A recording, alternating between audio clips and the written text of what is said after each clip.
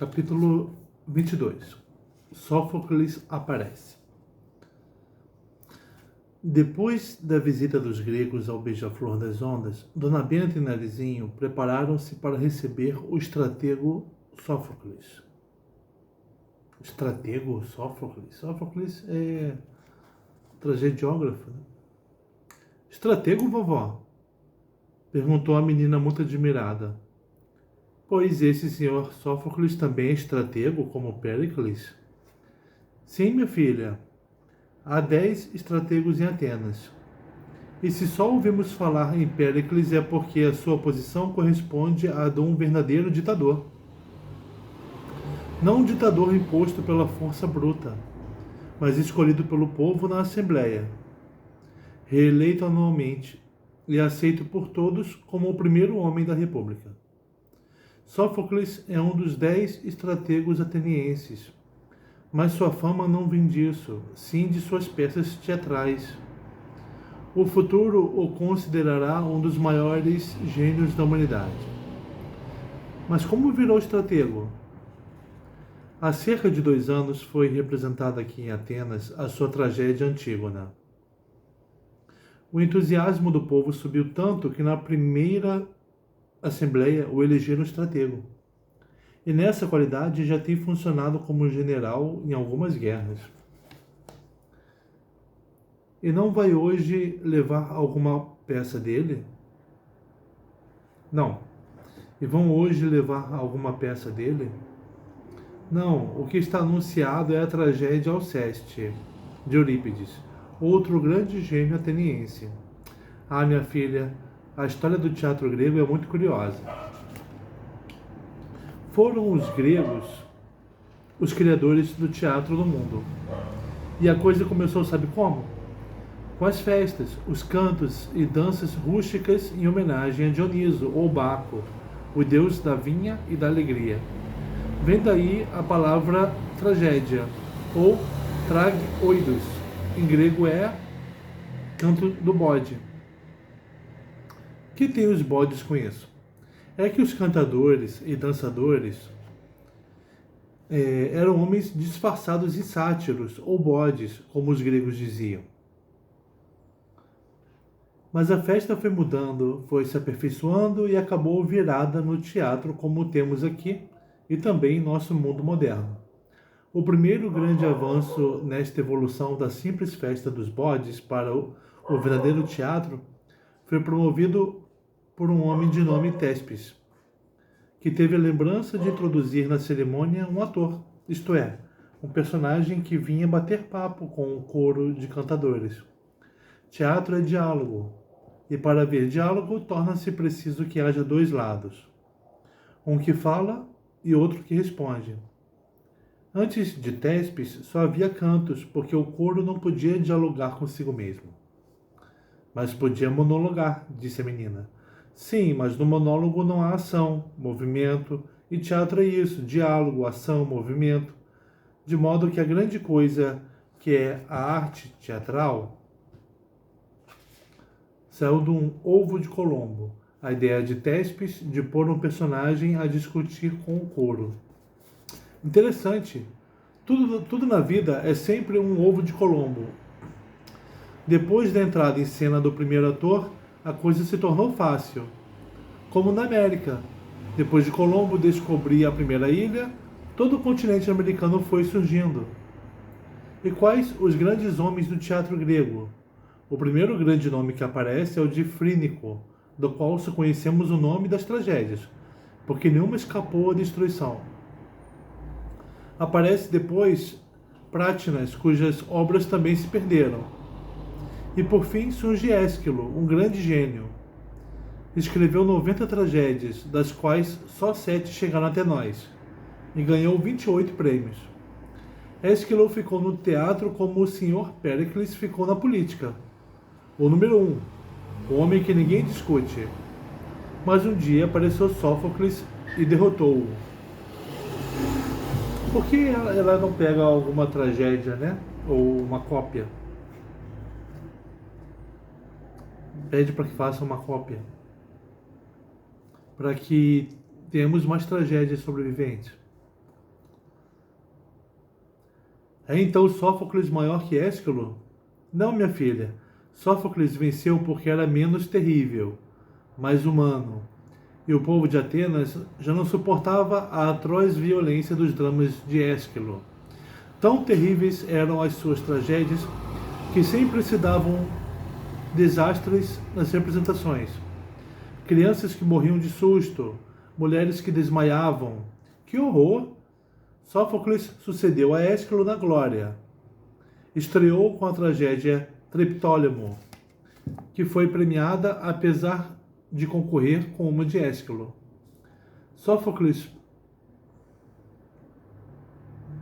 produziu 113 peças entre tragédias e dramas, das quais se salvaram apenas 7. Tudo mais foi devorado pelo monstro da destruição. Veja, minha filha, quanto o mundo perdeu só no que diz respeito aos trabalhos de Ésquilo e Sófocles. Das 203 obras-primas que os dois produziram, só se salvaram 14. Eu até sinto tonturas quando me lembro deste naufrágio da Grécia, o pavoroso naufrágio que destruiu a maior parte das obras de gênios como Eurínico, Ésquilo, Sófocles, Fídias, Scopas, Miron, Policleto, Praxíteles, Zeuxis, Ictinus, e de tantos poetas, prosadores e filósofos. E que idade tem Sófocles hoje? Deve estar com 57 anos. É uma criatura privilegiada. Aos 16, foi escolhido como o mais belo rapagote da Grécia, para corifeu do coro das crianças que cantaram o Pian em louvor à grande vitória de Salamina.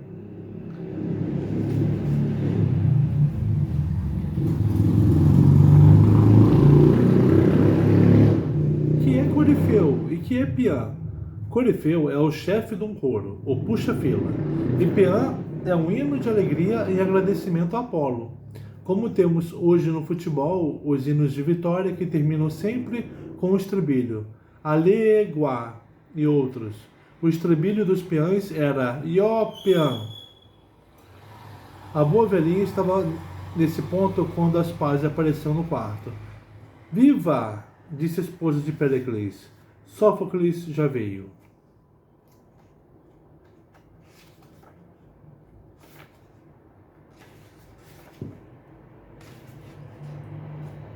Dona Benta assanhou-se, arrumou as pregas de sua túnica grega, deu uma olhadela ao espelho de prata e foi receber Sófocles.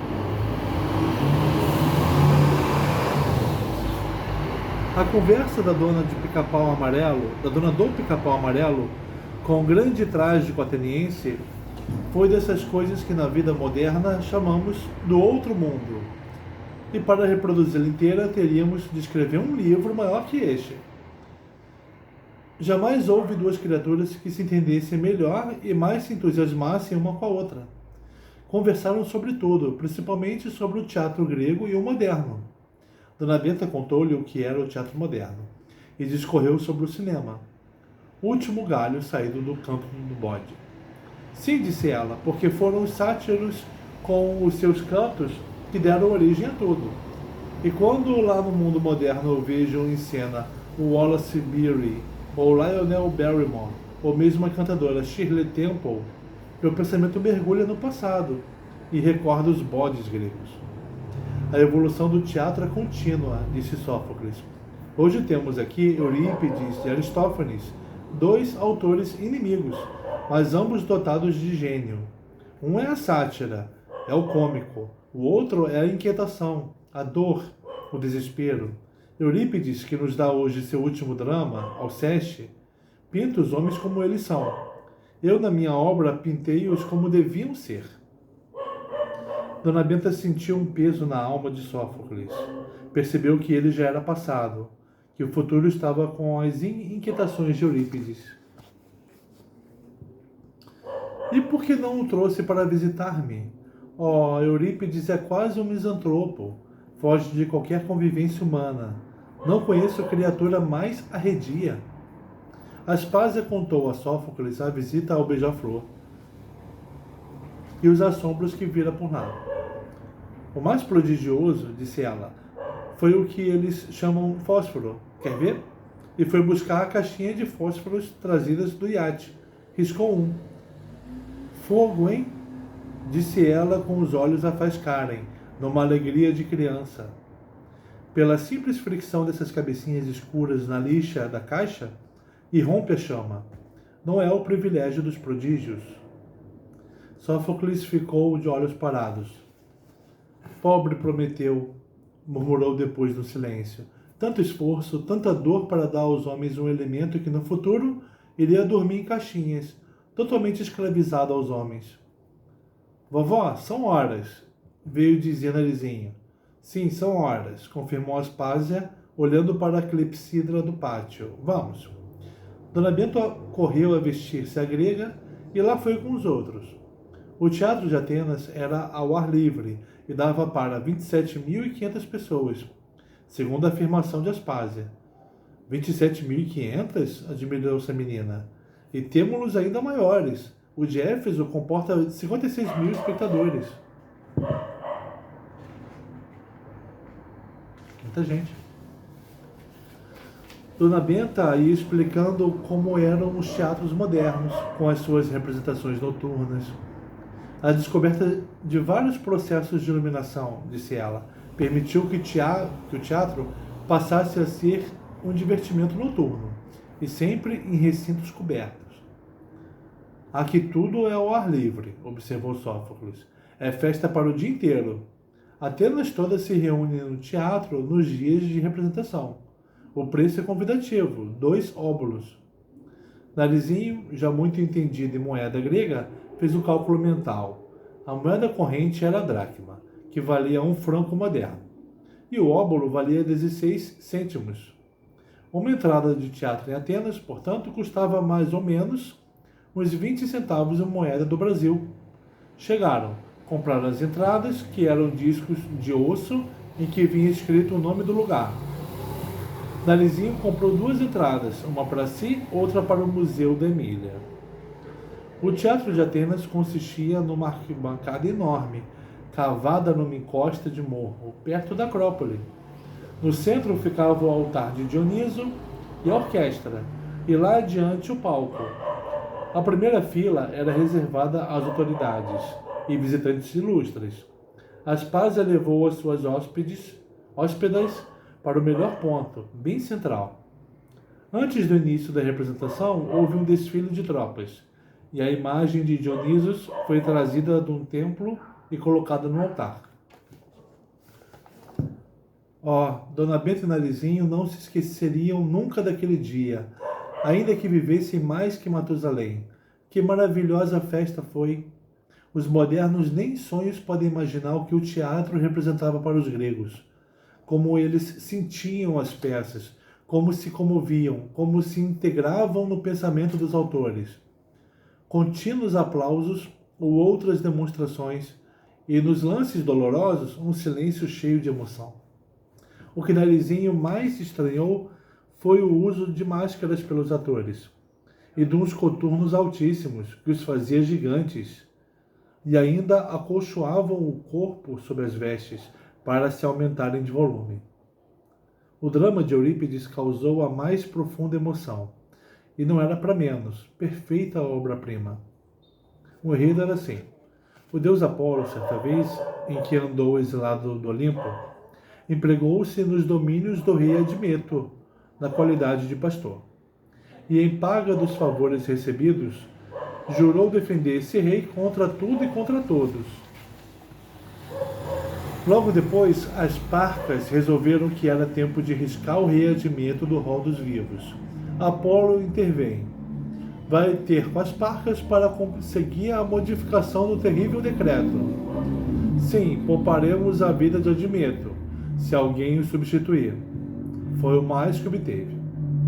Admeto era esposo de Alceste, a mais suave e encantadora das princesas. Vendo que ninguém se oferecia para morrer em lugar do rei,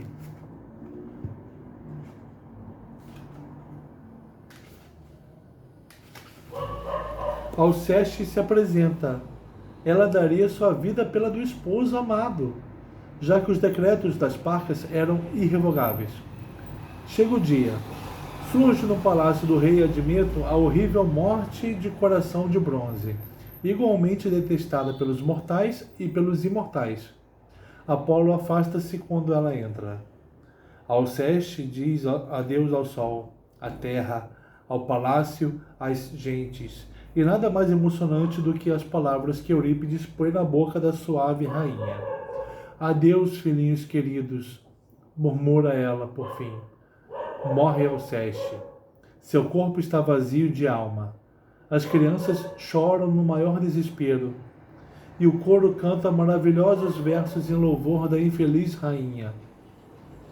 Pelo anfiteatro imenso, 30.000 espectadores também choram. Outro ato. Um tremendo herói aparece a pedir hospitalidade.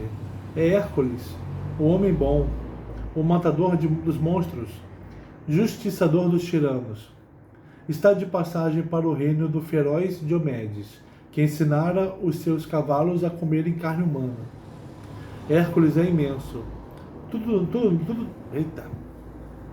nele é grande, inclusive a sede e a fome. Não há o que lhe chegue. Certa vez assou ao espeto 2 bois e comeu-os com tal fúria que muitas brasas lá se foram para o seu estômago. Senta-se à mesa de Admeto e come o que há.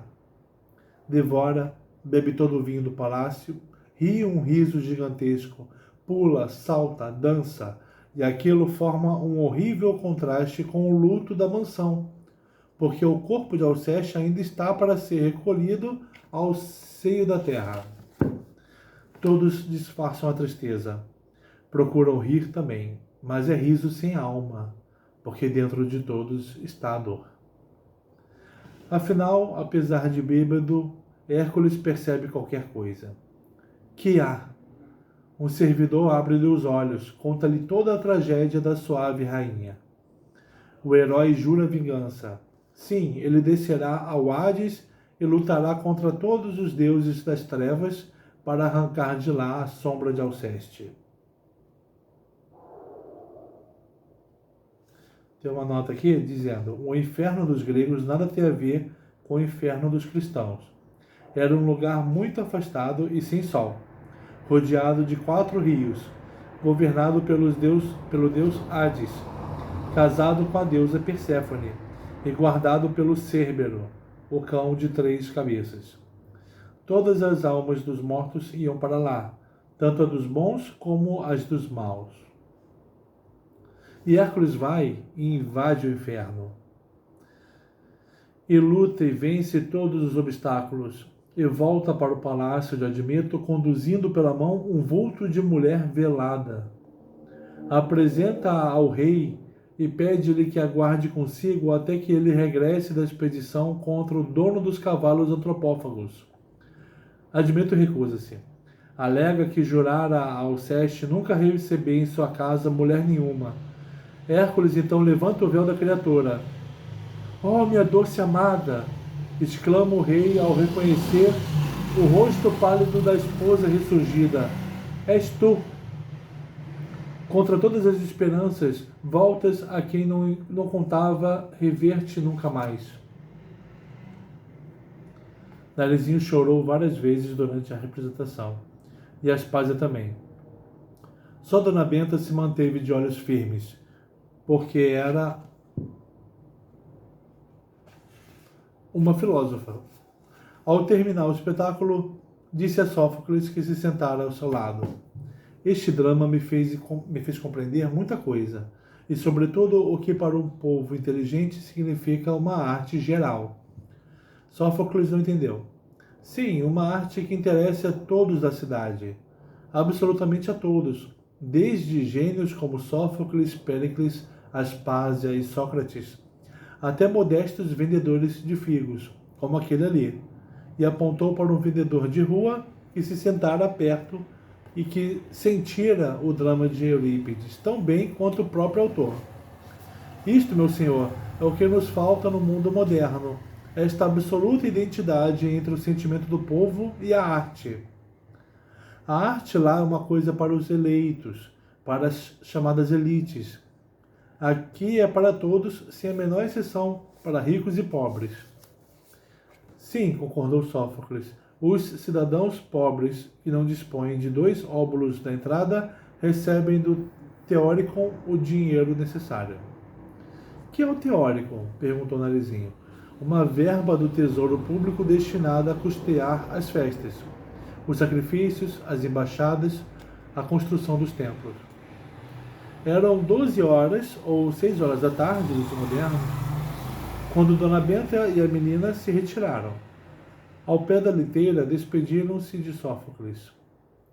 Nem queira saber, meu senhor, disse Dona Benta, o que este dia vai representar para mim.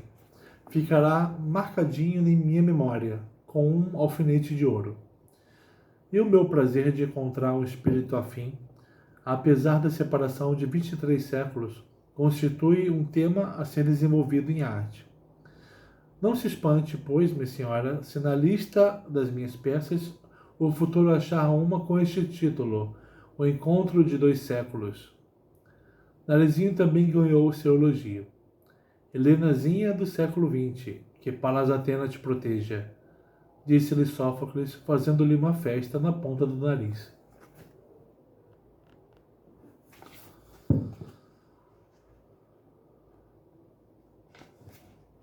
Capítulo 23. A Panateneia.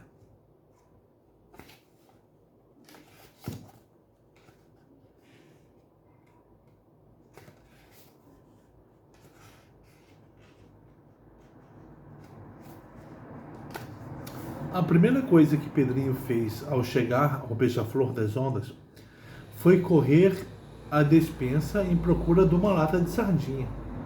Queria variar. Andava enjoado de azeitonas e figos, de tanto que os comeu durante a penetração nos fundões da Hélade. Enquanto abria a lata, foi fazendo perguntas a Rabicó. Como vão as duas, vovó e Narizinho? Como vão as duas, vovó e Narizinho? Estão ainda na casa de Péricles? Sim, e já vieram cá em companhia de uma senhora muito bonita e mais 3 homens.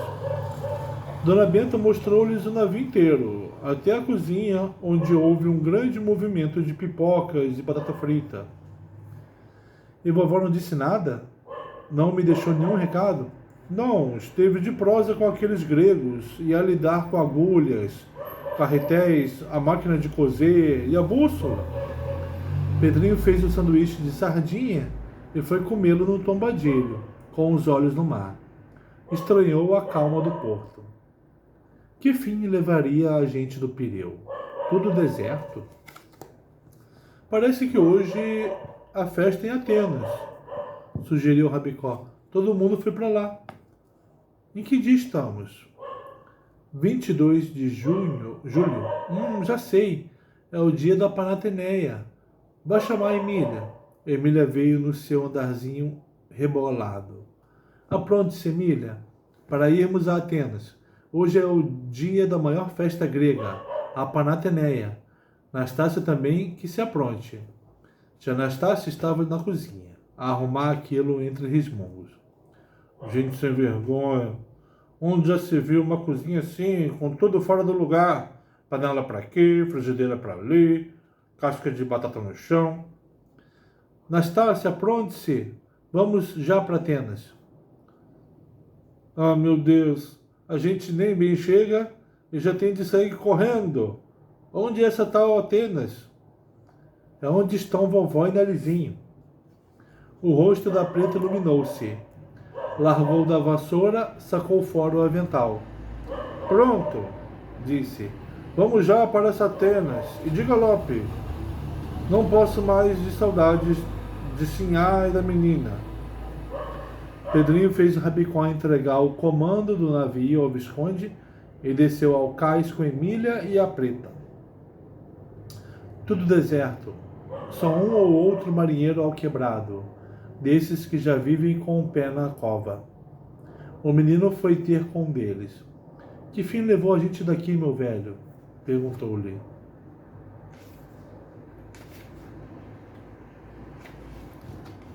Tudo em Atenas, meu menino. As Panatenês sempre deixaram o Pireu vazio. Não vai para lá também? Vou sim, mas queria que o senhor me dissesse alguma coisa sobre o assunto. Que festa é essa?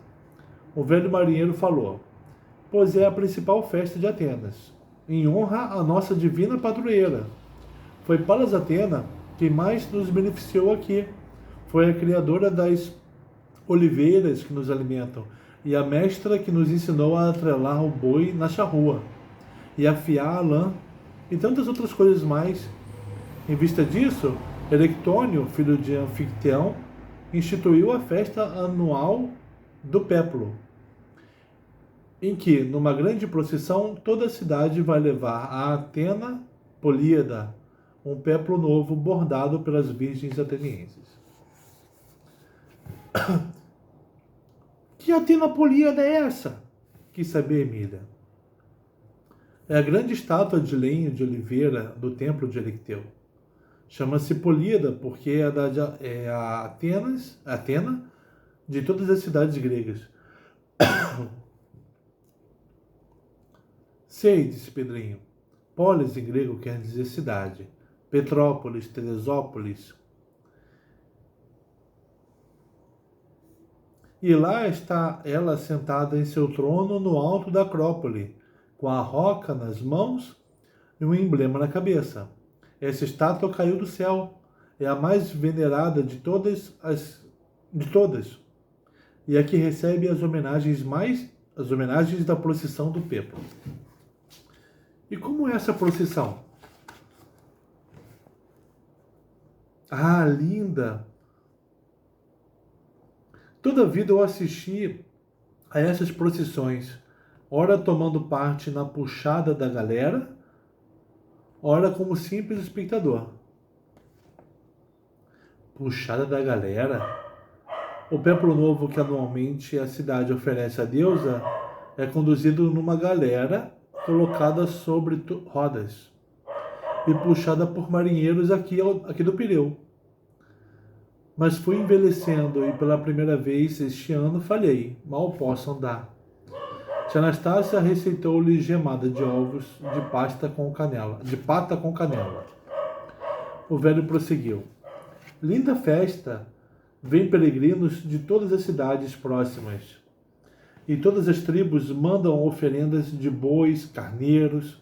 A procissão percorre as principais ruas da cidade e dissolve-se depois da substituição do Péplo velho pelo novo. Mas a festa continua. Há corridas de cavalos e de archotes, e há os concursos de poemas e cantos naquele Odeon que Péricles mandou construir. Que é a corrida de archotes? Ficam os moços enfileirados numa grande linha.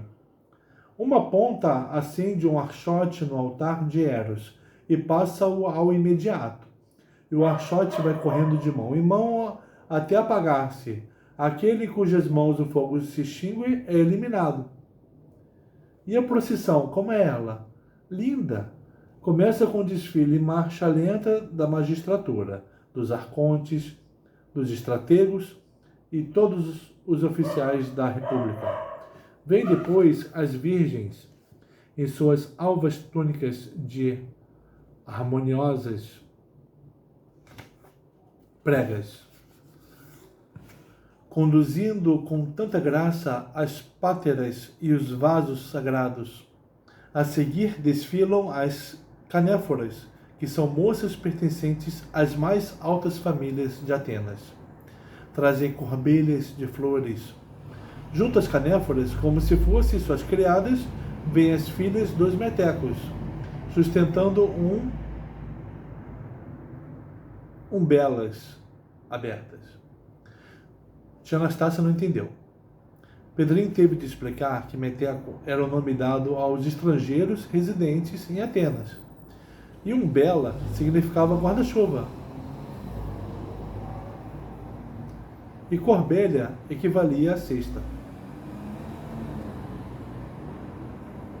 Enjoamento, murmurou a preta fazendo um monchocho. Por que não dizem logo cesta, guarda-chuva, gringo? O velho marujo continuou.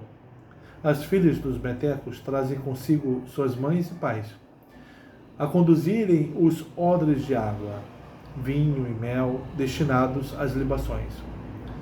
Depois desfilam os guerreiros a cavalo, armados de escudos e lanças. Sei, já vi esses guerreiros na frisa do Partenon, disse Pedrinho. E depois dos cavaleiros, que é que vem?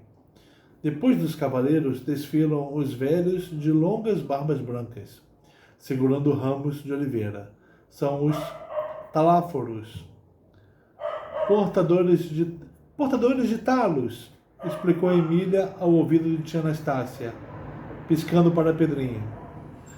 E depois dos velhos vêm as crianças. O lindo desfile das lindas crianças de Atenas.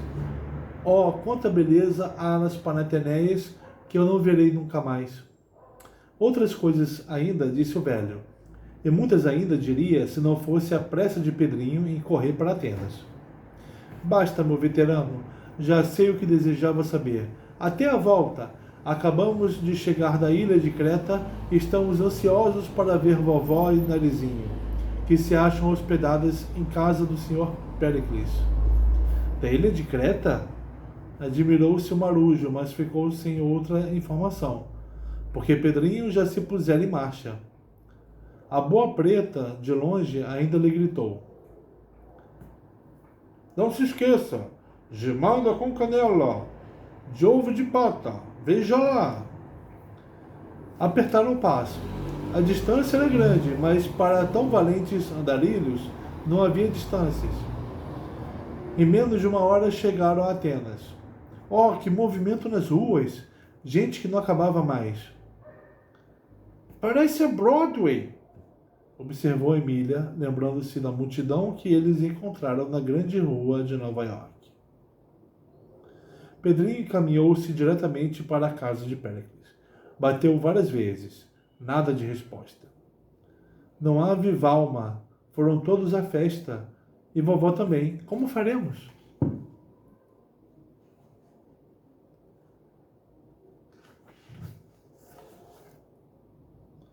Encontrar Dona Benta num povaréu desses é absurdo, opinou Emília. O remédio é irmos também assistir a procissão.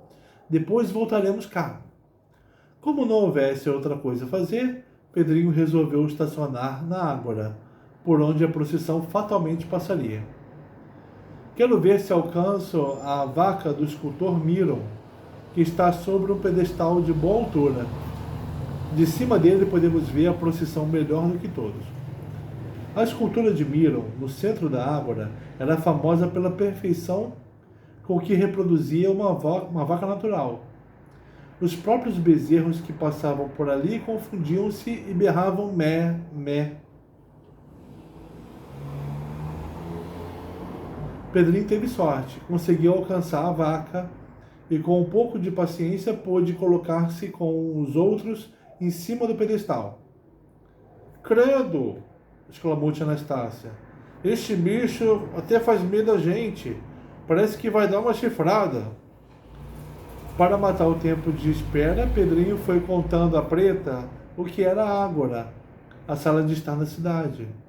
Todos se reuniam ali para os negócios, as palestras, as mexericagens e até para dar lições de filosofia, como Sócrates. Em certo momento, a multidão ondeou e o murmúrio cresceu. É hora! Lá vem a Panateneia, disse Pedrinho, espichando o pescoço. O grupo dos magistrados que abriu o cortejo entrou na Ágora pela brecha que se fez na multidão. Que imponentes eram, graves, serenos, austeros. Sem demora, Pedrinho reconheceu Péricles no grupo dos 10 estrategos. É aquele, Anastácia, disse apontando. É aquele o rei daqui. E o dono da casa onde vovó se hospedou, marido de Dona Aspásia. Passaram os estrategos, os arcontes e todos os mais paredros da República Ateniense. Depois começaram a passar as virgens portadoras de páteras e mais vasos de uso dos sacrifícios feitos aos deuses. A pátera era uma espécie de taça grande. Que moças lindas! Murmurou a preta. E aquela ali, Pedrinho? Veja como se parece com a Quinota, filha do coronel Teodorico. Tal e qual. E agora vêm as canéforas, disse Pedrinho, vendo chegar as portadoras de corbelhas muito envadecidas sob os paraçóis sustentados pelas jovens metecas. A boa negra devorava com os olhos a formosura daquelas adolescentes, vestidas com tão graciosa singeleza. Súbito seus olhos se arregalaram. Será possível? Exclamou. Um raio me parta se aquelazinha lá não é narizinho. É sim, juro. E a preta, no maior assanhamento, esqueceu-se de tudo e gritou. Narizinho, narizinho!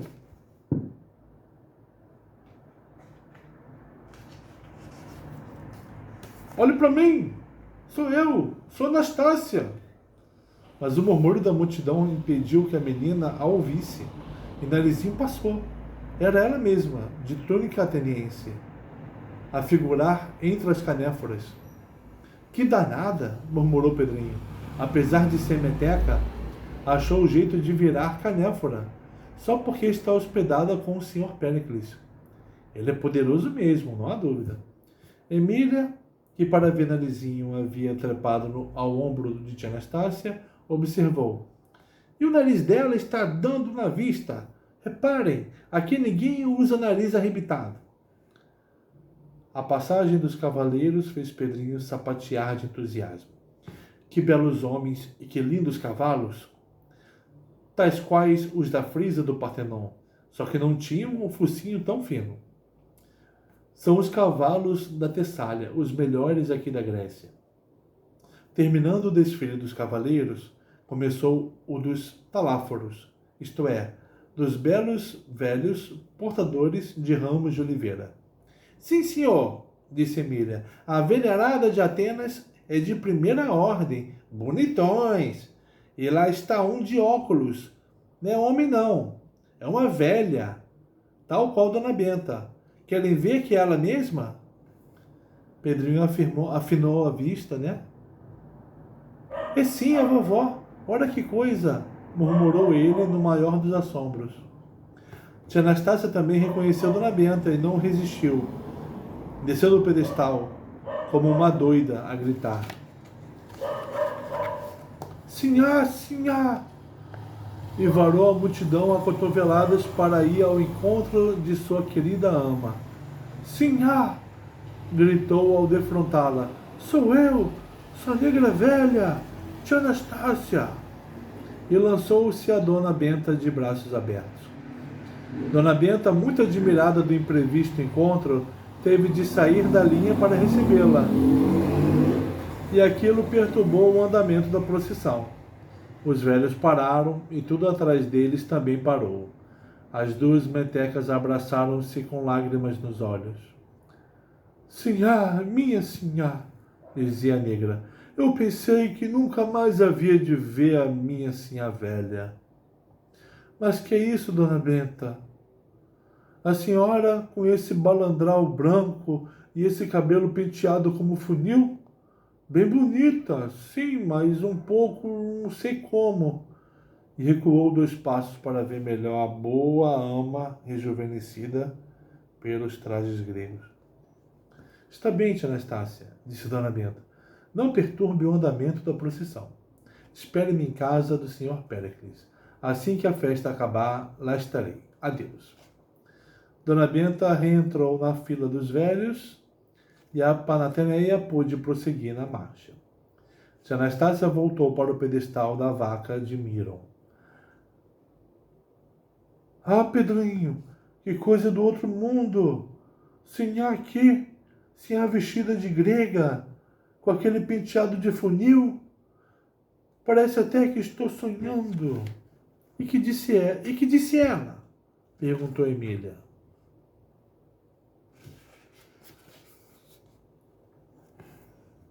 Disse para irmos esperar na casa do tal rei. O mundo está mesmo perdido, Emília. Sinhá na casa do rei, vestida de grega. Ah, meu Senhor, bom Jesus de Pirapora!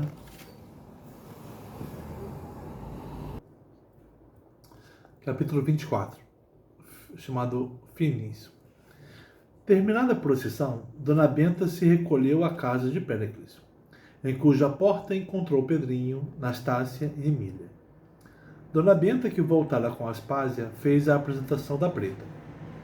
Está aqui a minha boa amiga extraviada nos fundões da velha Hélade. Pedrinho jurou que a traria e trouxe-a. É um danado esse meu neto. E sabe quem é esta senhora, Anastácia? É Dona Aspásia, a esposa do senhor Péricles, a mulher de mais fama no mundo antigo pela sua inteligência e bondade. Já lhe falei muito de você, dos bolinhos que você faz e de todos os petiscos em que você é mestra. E voltando-se para o narizinho, leve tia Anastácia para dentro e ela que faça uns bolinhos daqueles. A menina saiu com a preta e Pedrinho contou atropeladamente o principal das suas aventuras pela Hélade. O assombro de Aspásia foi grande. Embora achasse o absurdo dos absurdos, tinha de admitir a narração como verdade perfeita. E seu espanto ainda mais aumentou quando soube da subida ao Olimpo e do furto do néctar. Emília trazia no bolso o vidrinho com a amostra da bebida dos deuses. Aspásia provou-a com a ponta da língua. Que maravilha, Péricles! Que maravilha! Péricles vai assombrar-se quando vir isto. Ninguém aqui na Ática faz a menor ideia do que seja o néctar. Apenas imaginamo-la. Que delícia! E provou mais um bocadinho. E a ambrosia, chegaram também a vê-la? Oh, sim! Respondeu Emília. E comemos um bom pedaço. É tal qual curau de milho verde. Não trouxemos amostra de medo que azedasse. Aspásia não resistiu. Provou pela terceira vez o néctar, apesar da carranquinha de Emília. Naquele andar, lá se ia tudo. Péricles chegou. Aspásia correu-lhe ao encontro e, depois do beijo do costume, disse-lhe, mostrando o vidrinho: Veja, Péricles, o que a Emília trouxe da expedição, um pouco do néctar dos deuses, furtado do Olimpo. O estratego sorriu incredulamente, mas quando provou, seus olhos se arregalaram. O sabor era positivamente divino, diverso de todos os sabores conhecidos pelos mortais, e ficou estatelado, sem ter o que dizer. Pedrinho pensou consigo: a minha câmara aqui, que instantânea eu pegaria. O grande Péricles se fala, tonto, bobo, diante do vidrinho de néctar da Emília. A última noite que Dona Benta e os netos passaram em Atenas foi tão cheia de coisas que dava para um livro. A casa de Péricles encheu-se. Vieram Fídias, Ictinos, Alcamene, Policleto, Sócrates, Heródoto, Sófocles, Cleone, vários estrategos e arcontes, e mais umas 20 pessoas importantes. A narração que Pedrinho fez das aventuras pela Hélade, terminadas com o salvamento de tia Anastácia, encheu-os do maior assombro. Ficaram todos no ar, completamente tontos, completamente desnorteados, e só voltaram a si quando tia Anastácia apareceu com os bolinhos. Meus senhores, disse Dona Benta, noto que a narração de meu neto os deixou a todos fora de si.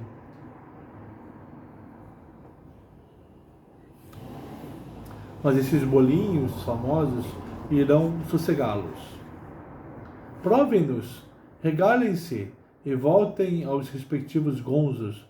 Hoje é o meu último dia nesta Grécia maravilhosa. Parto amanhã cedinho para o Pica-Pau Amarelo.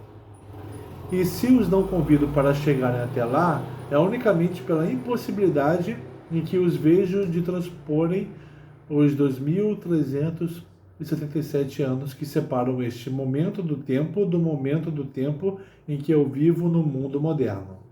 Adeus a todos. Não tenho expressões para agradecer à senhora Aspásia e ao senhor Péricles, a acolhida que nos dispensaram. Não sei dizer a Sócrates o prazer que me deu a troca de suas palavras divinas com as minhas pobres palavras de roceira. Não sei como agradecer a Fídias, a Heródoto e ao mais a honra de me distinguirem com os momentos de convívio. Nem sei como agradecer ao senhor Policleto a maravilhosa escultura que ofereceu a Pedrinho.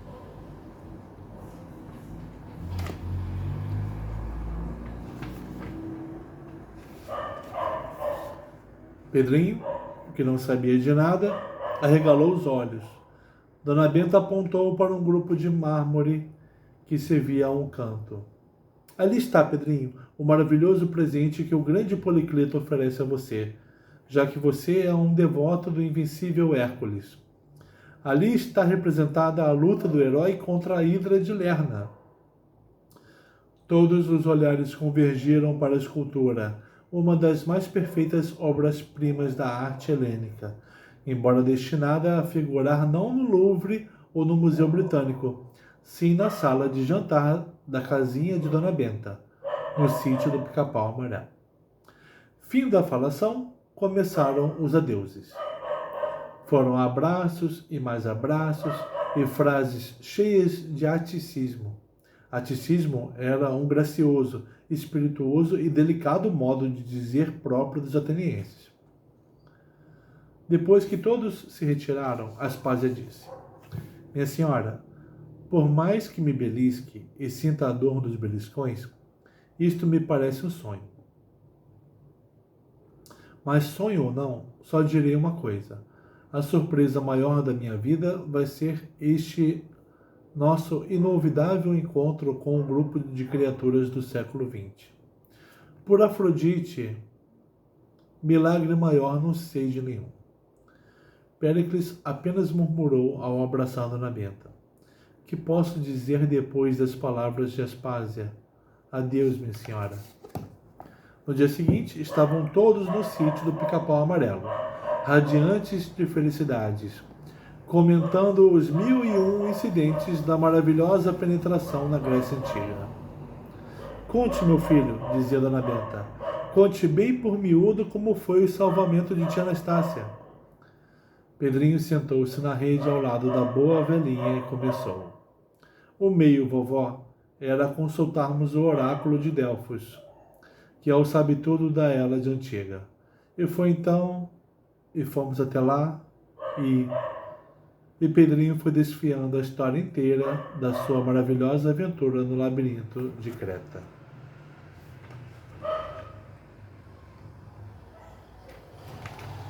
Acabou.